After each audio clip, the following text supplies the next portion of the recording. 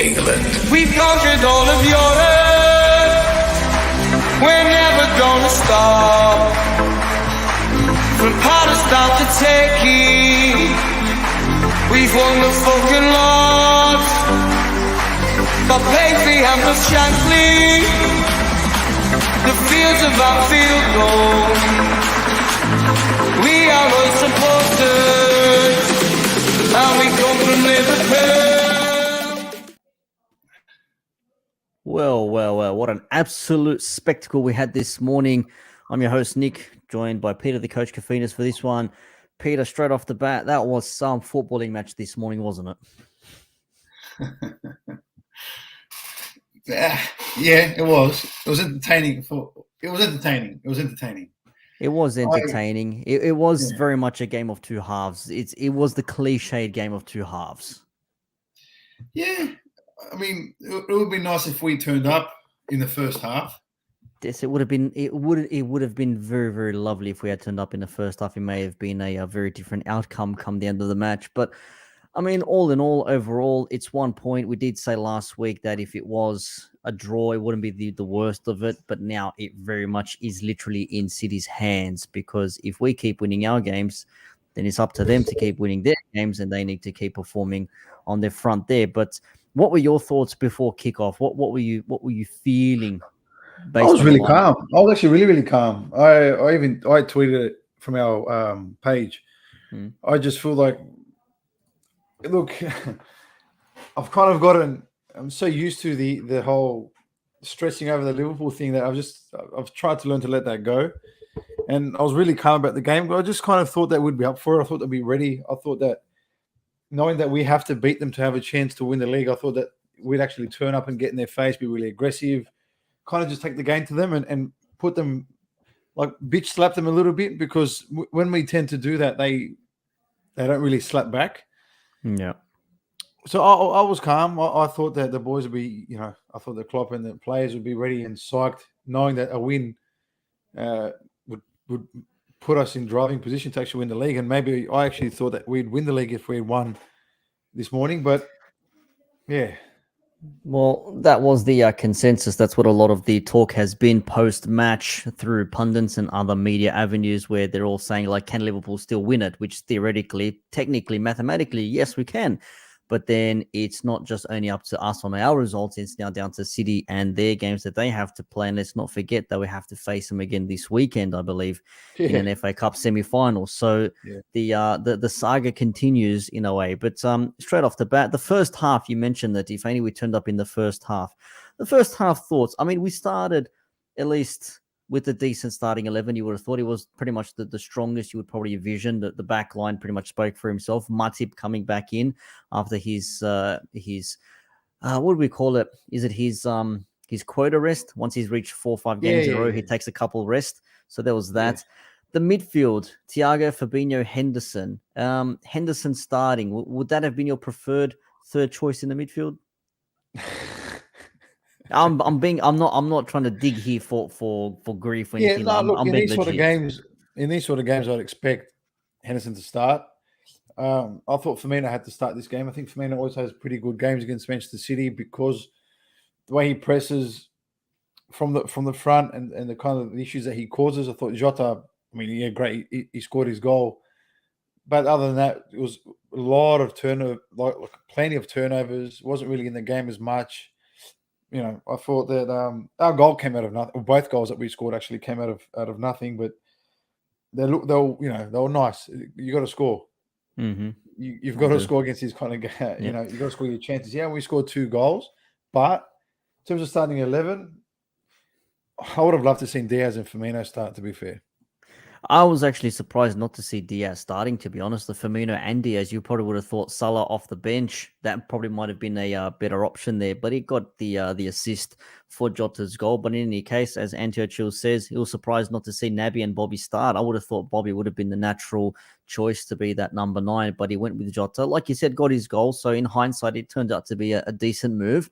But he probably would have been different going forward, and the connection with the midfield might have been a little bit more cohesive. You would have thought that maybe wouldn't have been as cold, if that's the right word, in that first half at least.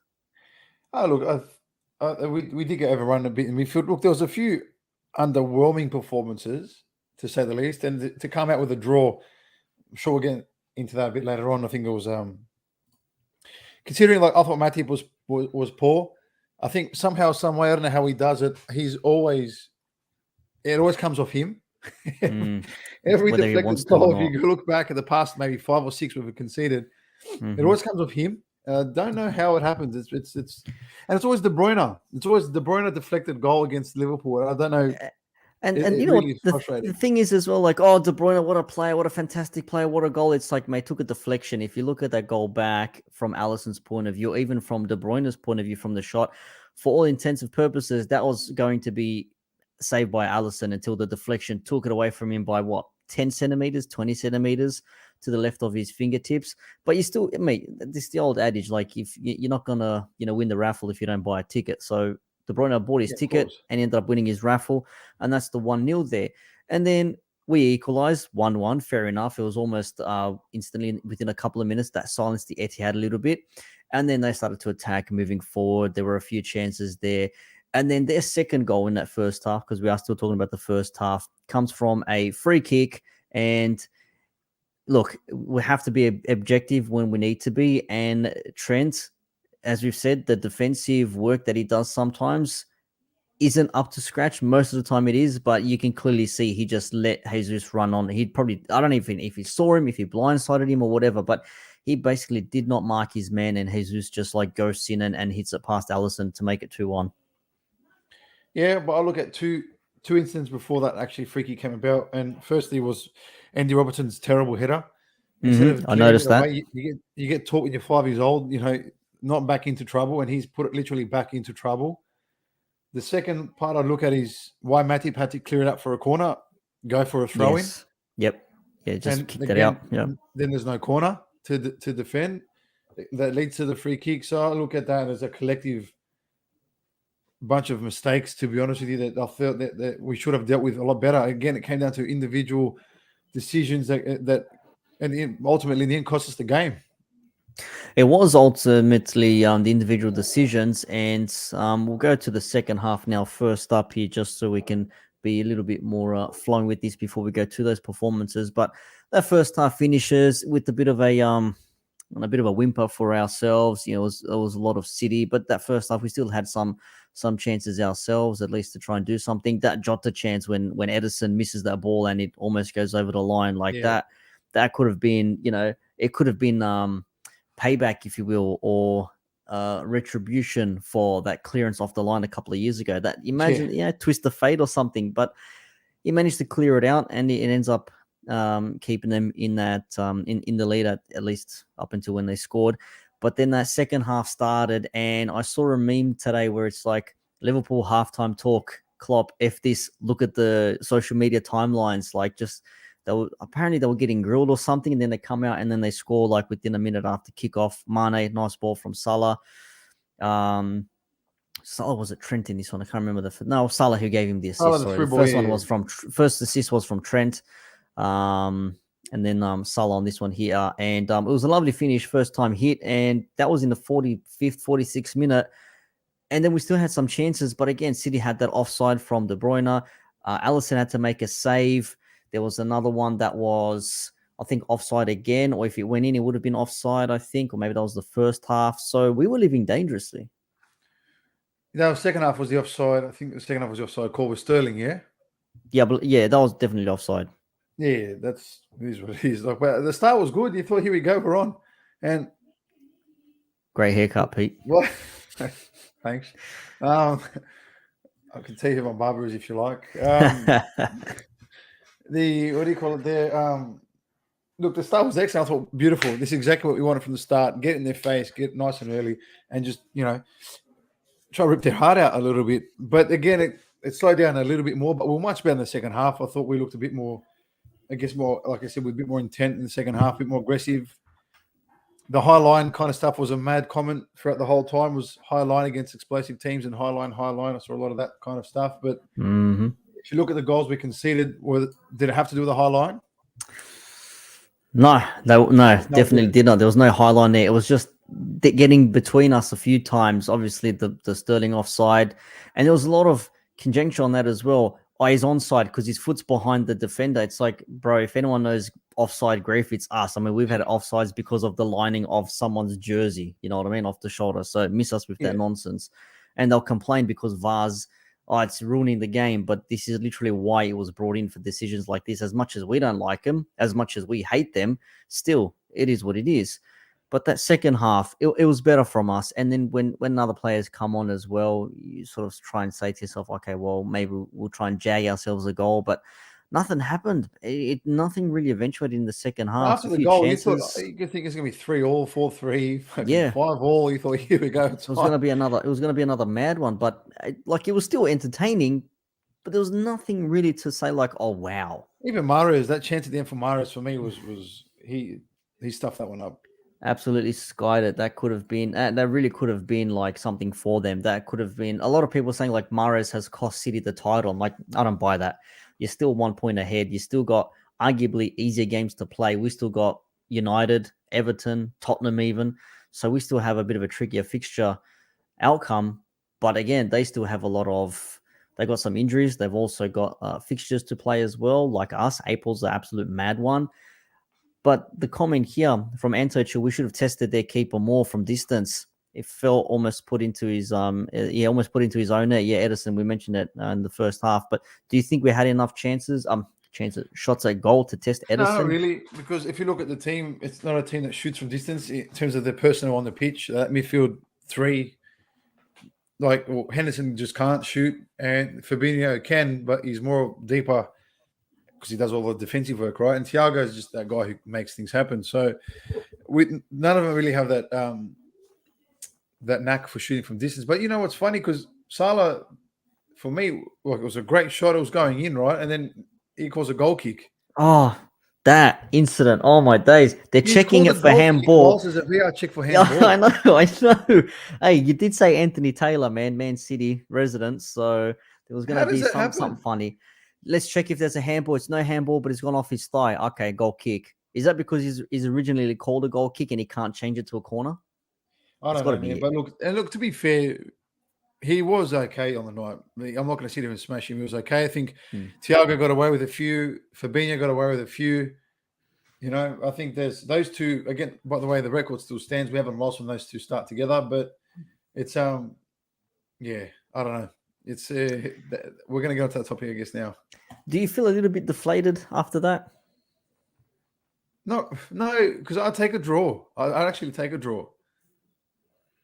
I agree with this too, by the way.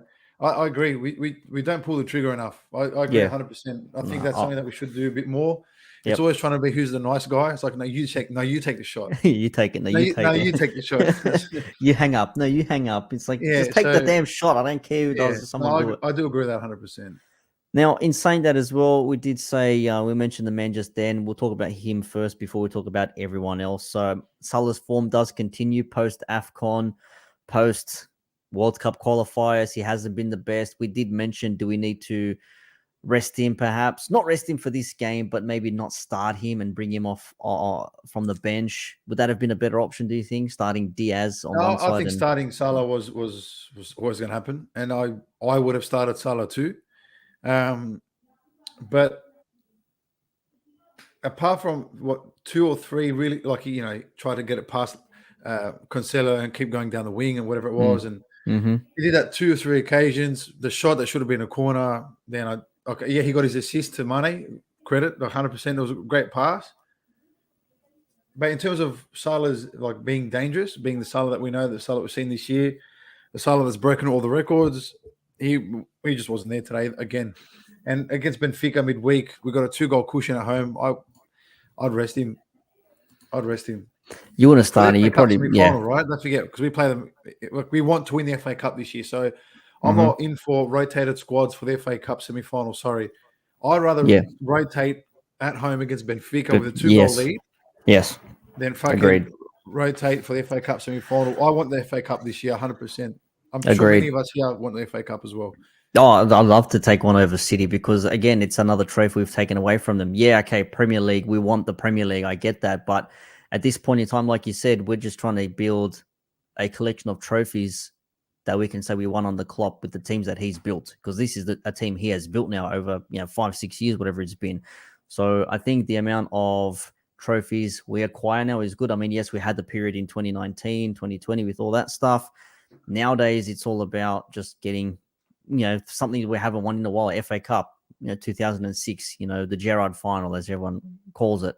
But Salah with the one shot, and again, should have been a corner. I mean, it was clearly obvious, but went out for a goal kick. And even when they checked with the VAR, it didn't happen. But, he did put in some tackles, but no shots on target. He had like one shot, and that was it. Or like there was almost nothing there for him in this game. Do you think he was maybe marked out of it?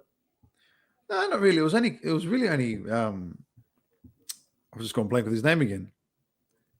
Cancelo. It was really just him. Like, he wasn't doubled up or anything like that. It wasn't like you can see against in our previous game. Yeah, he was targeted and all that kind of stuff. But this game, he really wasn't. It was really just it was just him and Cancelo 1-on-1. Did all right. He did all right in that instance. Then I mean, we're probably asking for too much. I mean. All right, let me ask you a question now. Would you rather the Salah goal that he scored at home against City at home, or would you rather he scored that away at the Etihad? Game still finishes 2-2. Game still finishes 2-2, but where would you rather have him? You'd rather have that at home. You want that magic at home. It would have been nice for him to do something else like that, see them on their ass. All right, anyways, let's get to it now. Performances from the team. A few individual performances or multiples? What did you make out of this? If I was to name poor performances in terms of the standards we're used to, so Matip was a bit off, but nothing, drastic. You can't blame him for the goal. It was a deflection. Fabinho had an off game. I thought Fabinho was oddly off, but I think, again, he's the one who's just plays every game. It's not, people do get tired. He's human. So he's allowed to make mistakes. And people like him also are allowed to have a poor game every now and then, because he's still the best defensive midfielder in the world. So, yeah, he was off. Fabinho was off. But, how often does he have off games? So you can't let that one slide a little bit. I think we've spoken about Salah. Salah was definitely off. Mane was off first half. Second half, I thought Mane was excellent. And for me, Henderson was very poor. Yeah, Henderson was an odd one. He got subbed in the 70-something minute, I think, for Naby Keita. Arguably, maybe Keita would have been better in this game. We had a great game against Benfica away, recovered the ball so many times, ran through the midfield so many times. Maybe against City, like you said at the start, you're probably looking for more experience. Remember when we used to play 4 years ago, when we had our English quote-unquote midfield, or the midfield for big games, it was Henderson, Milner, and Wijnaldum. Now we've got a different midfield altogether. What was the nickname for that? Brexit or something? Yeah, I can't remember. Well, Wijnaldum wasn't really the thing there, but yeah, anytime Henderson and Milner got into the middle of the pitch, it was called something like the Brexit midfield. But what did you make of Thiago? It's his birthday today, by the way. Happy birthday to Thiago. See, people think he's old. He's only just turned 31. Yeah, he's not that old. Mane it's his just injury turned 30. record. Yeah, it's his injury record. Maybe that puts people off in a certain way. They think he's always injured, so he's been playing for so long because he's been out for so long. It's not really the case. But yeah, what did you make of Thiago?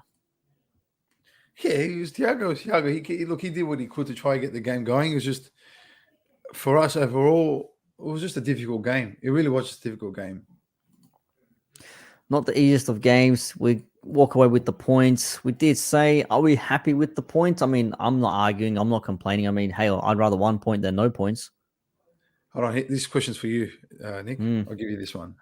All right. What do you... Off Jota, who got us the first goal, extremely poor in the game. What do you off? No, I think, what do you think of? Yeah. Well, that's what we said at the start. Arguably, we probably would have started Firmino in this game just for a bit more cohesion with the pitch. It might have helped out some of the other midfielders and maybe the front three as well. I mean, they've played together for 4 years now in a row or something like that, more. But Jota got his goal. So in one sense, you say, okay, yeah, maybe we should have started with Bobby because it would have been better overall for the team up front because he knows the system. He's got a good record against City. On the other hand, hey, Jota got us a goal. 6 of one, half a dozen of the other, man. It's one of those, what if moments. It's a typical question, and it is. And to piggyback off you, the goals that we scored are random, right? Like they weren't really. It was like a random goal. I think with Firmino, if we had gone with Firmino, I think it would have stuck a little bit more at the top. I think we've had a bit more composure. I think we've had better build-up, and our midfield would have created better overloads in midfield to kind of build up to try and get Mane, Salah a bit more free. But at the end of the day, he did score, and we didn't lose. So there's not too much to. I know we had to win. I get it. We had to win, but at the same time, we didn't lose, and that's, I think, just as important. Yeah, that's the main thing. Not losing ground. I mean, it would have really been pretty much the title clincher if that's the case. If they whoever, I still don't believe we would be going on to win the title had we won this game. But I think there would be a stronger case for City again, just because of the amount of games they have to play and who they have to play as opposed to us. KT here, you want to read the question or the comment here? Should we consider benching Hendo for the big games now? His lack of composure on the ball is doing more harm than good against better oppositions nowadays. Pete, that's definitely a question for you. I said this earlier, to be fair. Look, this is not a thing against him. This is not going to. It's not an anti-Hendo thing. It's purely football based. But the answer is yeah. Like, we can see that we praise Cater to the cows come home. Give him a chance again. Like, he was excellent versus Benfica, and just give him a chance. We kind of needed runners in this game and someone who can carry the ball, like, dribble the ball forward and ask questions of a back four and all that kind of stuff. And Cater does it really well. None of that midfield three is robust, nor dynamic or any of the sorts that can kind of help us make a late run from midfield or carry the ball into the next zone. But I think that's what Cater does really well. Or Curtis Jones does that really well as well. But we just don't. With those three, yes, they're mature, level-headed, and they're 8 out of 10 performers most of the time. But they're just too safe, in my opinion. They're too safe. I mean, look, Thiago can split 6 plays in one pass. We saw it against Watford. Like, he's got that level. But other than him, there's no one else that's really can create something in that midfield. That's where I think if we can trust Keita a little bit more, or we just go and sign someone who's going to go and do that job a bit better. I just think that, I think we should start giving people like Keita a chance in the bigger games now. In that case, would you start Hendo against Benfica midweek and then have Keita play against City at Wembley, maybe? I would. I'd actually have Henderson to make sure that we do, like, for example, that we do solidify that 2-goal lead. I think Henderson for this kind of game is great. He'll slow the game down because he's really good at slowing the game down. But he will slow the game down. People like, look, I don't want to see, like, Keita will play again. I'm sure of it. And maybe Curtis Jones again. But it's, I wouldn't mind seeing Keita play against City on the weekend. Maybe give him 60, take him off, start him against City. I wouldn't mind seeing what someone who can carry the ball forward do against a team like City. Yeah, and agreed, Remy. We did mention that he didn't have the best of games, but he does play a lot, and maybe this was his one-off, and hopefully he brings up his A game when it comes to City on the weekend. Because you probably think he's going to be rested for Benfica. Definitely, he's going to be playing against City, and he's hoping, and we're all hoping for a much better performance. Before we finish off on the final big question here, there's a massive romance bubbling in the media. It's a love-hate relationship, and it is between our managers, Pep and Klopp. What is it about this that has got the media hyped up? Is it because we've got 2 high-quality managers who are trying to bring out the best of one another or bringing out the best of one another? Because that high five at the end was like, it was one of those, you son of a bitch, almost got you in a way. It's like, hey, you nearly sneaky, nearly got me. It was one of those ones. Do you think they have...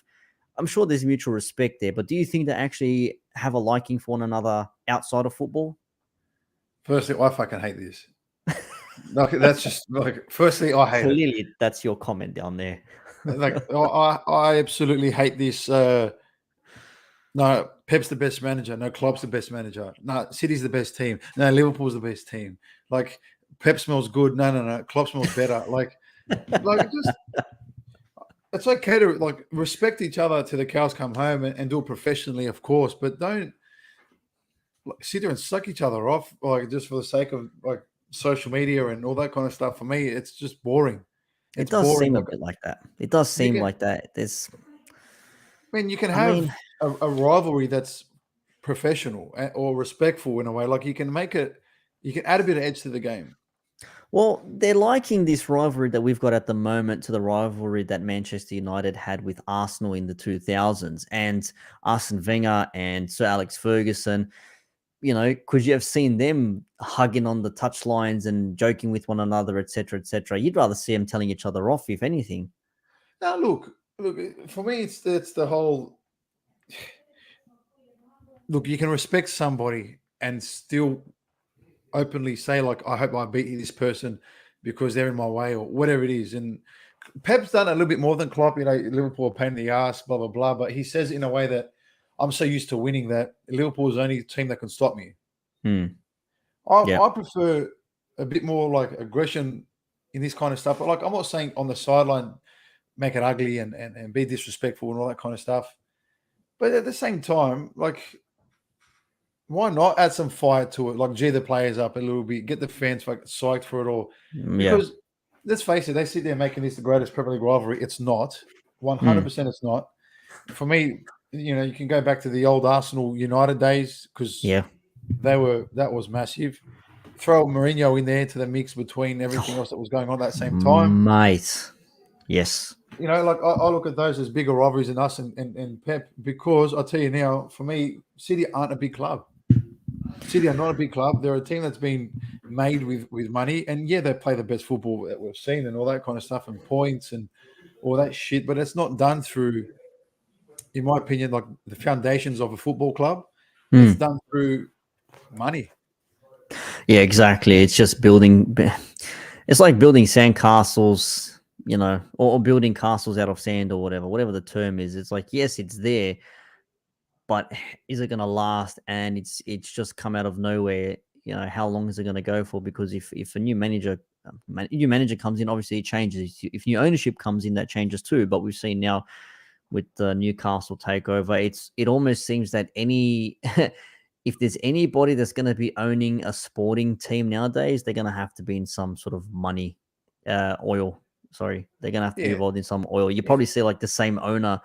If there ever was a way, I would not be surprised if in like 10 or 15 years you start seeing the same people owning, different clubs under the same ownership. It'd be weird. A family member of the same fucking It would be weird, but there is something potentially there. Hector, he says, though, he does love their relationship. They bring out the best out of each other, and the respect for each other is massive.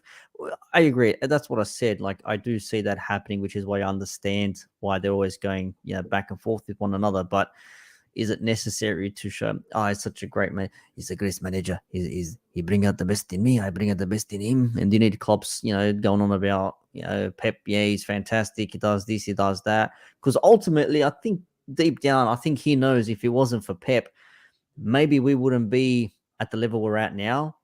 And maybe we probably would have won more titles than what City have at the moment if it weren't for Pep Guardiola at City, maybe. I don't know. Yeah, well, look, at the same time, it's, if it wasn't for City, I think we'd have a couple of Premier Leagues already, well, not just one, and we'd have a few more in the next coming years. But as long as Pep's at City, it's just going to be them every year until he leaves. Really, it's just the way it is.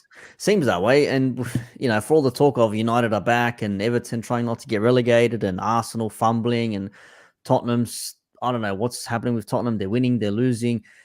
You don't see any other of the traditional big six making their way into the top four at the moment, at least challenging. I mean, there's 20-point gap between us and third or something. Like Chelsea even are trying to, stay in third place effectively. So in with them, they can get beaten 4-1 and then they can smack Southampton 6-0. It's very odd in this instance here, but I think we'll leave the manager talk there. Pete, to keep this under a nice compact 30 minutes, or give or take, can we still do it? Well, the answer is obviously yes. But this is where people are getting a little bit delusional. Like, we're versing Man United and Everton next, but they're shit. No, they're not. Like, so this is where I've got a different view on these two games for me. I believe these two games could be potentially harder than the City games because these two clubs are so bad at the moment. Their season's done, except one's fighting for relegation. They're not going to get relegated, but they're struggling. To take 1 point off us, that's like winning the title for them, because that means for us, we don't win the league anymore. So these games, like their whole season now, because it's gone to shit, is all on this game, one game. They've So- turned into us. They've turned into us effectively. We used to be that team. Yeah, we're going to finish 6th or 8th, but so long as we stop United, that'll be great. Or Everton, yeah, we're shit, but as long as we stop Liverpool, that'll be great. I remember people were saying like when they played City, when they just beat them 1-0, whatever it was, Everton versus City a couple of weeks ago or whatever it was.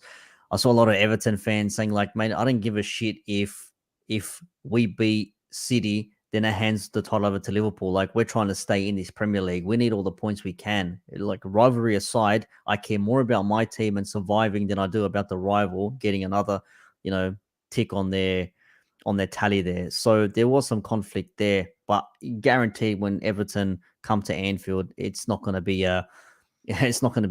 stallions against donkeys. It's going to be a very I don't think it's going to be as easy as people make it out to be. And that United game as well, that's got me very nervous because as bad as they are, you just never know what can happen with them. And yes, we are playing at Anfield. It is going to both games at Anfield, so there is that. I guess there's the Anfield advantage, if we want to call it that. Look, City's tricky games. They do have tricky games. They're just not tricky games on paper. But they've got Newcastle, who's at the moment causing problems for everybody. They've got Wolves. Wolves have been. They're a difficult side. Wolves. There you go. There's still Aston Villa. There's still. There's another team at the moment that's. I've gone blank. Oh no, Leeds. Leeds under the new coach Jesse Marsh has been. They got Leeds. Resurgent. So there's West Ham as well. Yeah, West Ham away. So there's a few difficult games on theirs as well. Yes, it's much, much easier than ours, but there are a few banana peels in their run home as well. Pete, you'll appreciate this comment here because you said this way back when, and I remember when you said this way back when. It was after the 2-2 draw against Brighton at home when we were 2-0 up and we ended up conceding 2 goals. It finished 2-2. You did say way back when, I'm pretty sure we can find it, we can clip it. You are on record saying it. If it wasn't after that exact game, it was 1 or 2 weeks later. You did say that if anything's going to come back and shit on us at the end, it's going to be these results. And ultimately, it does look a little bit like that is probably coming to fruition, would you say? I actually said it after the Brentford game before that there you go. Big. The draw, the 3-3 before the Brentford, before the Brighton. We can go back to the Brentford game when it was George and myself. And George, if you're watching, this is not a shot at you, but you were sat there and you tried to be what do we call them? The top red kind of mentality. Oh, but a draw, trusting Klopp, and it's not got nothing to do with any of that. It's just you can't be winning during a game on 2 or 3 separate occasions, throw the game away from leading positions and expect to win the league on multiple occasions during the season. You just can't. And we did it at home against City twice. We were in front twice. We were against Brighton 2-0 up. We did it against Brentford. We've done it. That game against Leicester where we just, God, I can't even call that a game, but that game, whatever that was there, getting done by them right after they just played City 2 days prior to us, and getting done, 4-0, whatever it was in that game. I thought beating us 1-0. Yeah. It's those games, and 100% it's those games, because you can lose to City or whatever it is and still win the league. You just got to beat the teams you have to beat, especially when you're 2-0 up.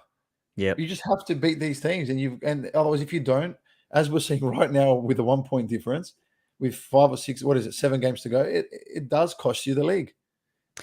It always comes back to this. And you know what? It might even have shades of 2008, 2009, when we lost Rafa. 2 games. Yeah, we lost 2 games all season, but we had like 8 draws or 9 draws or something. A lot of them at Anfield. We drew every game in January. Yeah, and that cost us the title because United caught up. I was there in January. I was about to say, I'm sure you were there because United caught up. They caught up with all their catch-up matches. They leaped us and they won it by 4 points. We finished on 82. They finished on 86. And that's what brings me to this comment here from Hector. He says, imagine City and Liverpool, winning all their games. So City finished at 103, Liverpool finished at 102, and we don't win the league. Like, that would absolutely fuck you sideways, man. I'm swearing here, but that would be like, what do you say to that? What could you say to that? You just stop watching the games after that. just stop. the next season, just don't participate in it. Like it's You know as simple as that. that. We Yeah, can't keep do talking. it. Keep Was talking. it 97 points and not win the league? Yep. Then we can't do this again. Get 100. What is it? 102 points Yep. and not win the league. That's me done the year after. I'll just fucking come back in May and check the table. Oh, mate, it is going to be something that would be quite devastating because it would be pretty tough to take. I mean, you finished on 100+ points, and now you're telling me you still can't win a league with 102 points because someone else has 1 point more than you. Like, that is wild, man. That is absolutely wild. But let me just do a quick little meme here. I'm just going to do it real quick on the spot. But Pete, just summarize your thoughts after the match this morning, real quick for us again. What are you going to do? No, I'm not, no, it's nothing funny. I mean, it's nothing bad. It's nothing bad. I promise. It's actually a compliment to City in a way, as painful as it is. But Look, they should have won the game, by the way. I truly believe City should have won the game this morning. After watching that game, I thought that they had the better chances. They had the clearer chances of the game. And I didn't look. We scored 2 goals, but other than that, did we create anything else to kind of say that we deserve to score? Even 2 goals. Yeah, I don't think that's the thing, that the goals that we apparently, might have scored never came because, again, we'll go back to the whole starting lineup. Should we have started Firmino maybe? Yeah, I don't know, I man. get all that. But I don't know. ultimately, we didn't lose. Like, we just didn't lose, which is great. We're still 1 point, great. Still 7 games, great. We're still Liverpool Football Club. We still have, enough to win it. I think we do. I just think it would come down to Salah actually turning up and driving us home and carrying us home by the collar of the neck, just literally just drag us home. But if he's not in form, it's going to be, we've got to make, a tough decision. Do we take him out and give Diaz the run home? Do we take him out and put Jota there? Do we keep him there and hoping that he turns the corner? I say keep him there, but for how long? There you go. I'm number 1, so why try harder? Like, what else can you say to that, man? What else can you say? I know. It is what it is, man. That's the thing. That's what I'm saying. That's tricky, but you can win all your games and still be outdone by someone because they got 1 point more than you. But I think that sums it up for this one here. Nice 37 odd minutes. Peter, it has been fantastic going through the match. The 2-2 draw against Man City, the would-be Premier League champions. We're still hot on their tails, and I still find it funny when people said we would finish in between 4th and 6th at the start of the season, and yet we're 20 points ahead of those peoples that said we were going to finish in 4th. Welcome to football, yeah. This is absolute football. Our midfield was absolute trash, says Jericho late on in. I think we discussed that. If you go back to the first 10 minutes, you'll I think that summarizes the midfield there. Thiago did his thing. Fabinho could have been better. Henderson was the question mark. Keita maybe against City. But Benfica comes up next in a couple of days' time. We're 2 goals ahead on aggregates, 3-1. Just quickly, Pete, what are you expecting in that game? Is it going to be another 0-0 like against Porto a few years ago when we smacked them away? This is going to sound stupid, but I actually don't care about the result as long as we win. As long as we don't drop Just that 2-goal advantage, I don't give a shit.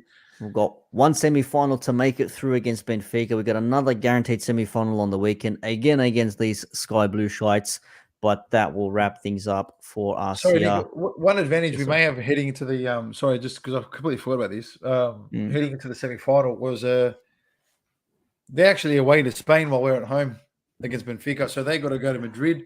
Yes, get the shit kicked out of them by 11 thugs on the pitch, and then come back and play us. So that could be great. That could be an advantage for Liverpool. Only a 1-goal advantage as well for Atletico. Yeah, that could be an advantage for Liverpool. It's only 1 goal for them, so they're going to have to defend, but we know they can't really defend, so they're going to have to attack. And I doubt the Wanda Metropolitana are going to actually take Atletico Madrid sitting back in a 0-5-5 formation again. I just do not see that. I'd love to see Luis Suarez do some damage, eh? Oh, I'd love to see him do something against City, just ruin their day. Fantastic pop up late on and score 2 goals or something. But that's it from us, Pete. Thank you for joining me. Thank you to the gents and perhaps ladies that were watching the show. Again, you can follow us on socials at the Red Sea Down Under and the main account at the Red Sea Pod. They have shows aplenty. which are more family friendly and probably friendlier for those watching overseas. Because for us, it's early hours or very late hours, depending on how you see the time difference there. But we'll wrap things up. Pete, thank you very much. We can still do it, but it's not up to us, unfortunately, anymore. All we can do is win our games and hope that City stumble against someone else. But hey, man, all we can do is hope. Peace out. Up the Reds. Yeah, that one. Tell the world we are Liverpool.